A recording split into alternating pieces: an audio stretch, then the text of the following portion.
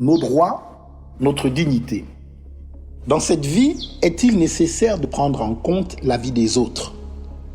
Comment notre société fonctionne-t-elle?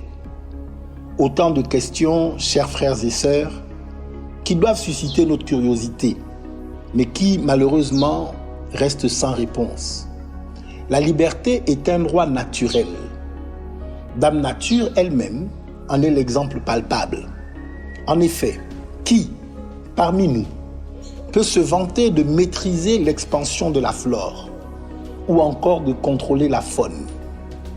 Qui oserait assurer qu'il n'a jamais été surpris à contempler la beauté de la nature? Qui oserait prétendre qu'elle n'est pas une source d'épanouissement pour lui? Je suis simplement atterré devant la capacité de l'être humain à opprimer son voisin, celui-là même qu'il est censé protéger. Il me vient le besoin de parler des libertés individuelles. Mais je ne sais trop comment en parler tout en gardant mon calme et ma sérénité. Comment aborder un sujet d'une telle ampleur sans provoquer un tollé dans mes tripes? Dans une société régie par des lois, une société comme la nôtre, le peuple est censé connaître ses droits et ses devoirs. Nous sommes tous censés connaître nos droits et, de fait, revendiquer chacun d'entre eux sans pour autant verser dans l'arrogance ou l'impolitesse. La revendication de nos droits ne peut en aucun cas faire de nous des personnes immatures, bien au contraire. En ce qu'elle découle d'une prise de conscience pleinement assumée, elle révèle notre dignité.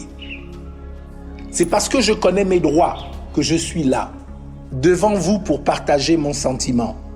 Chers Gabonais, chères Gabonaises, les libertés individuelles ne sont pas respectées dans notre pays, notre cher Gabon. Vous voulez des preuves? Les Gabonais ne mangent pas bien. Les Gabonais ne sont pas convenablement soignés. Le travail est un luxe et non un droit au Gabon. Les Gabonais côtoient les rats, les cafards.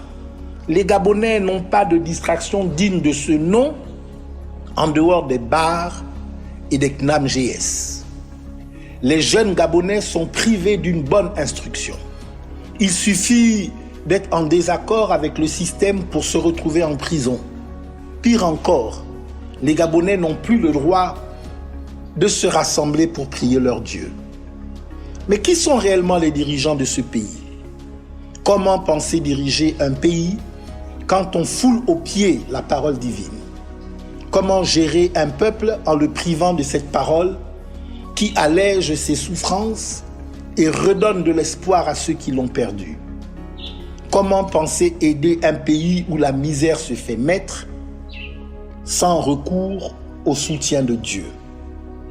Peut-on parler des libertés individuelles dans un pays où le simple déplacement est sujet de stress et d'angoisse? Restaurez les libertés individuelles et permettez aux Gabonais d'en jouir librement. Permettez au mal qui domine volontairement dans notre pays de s'éclipser et laissez le bien s'épanouir courageusement dans nos rues.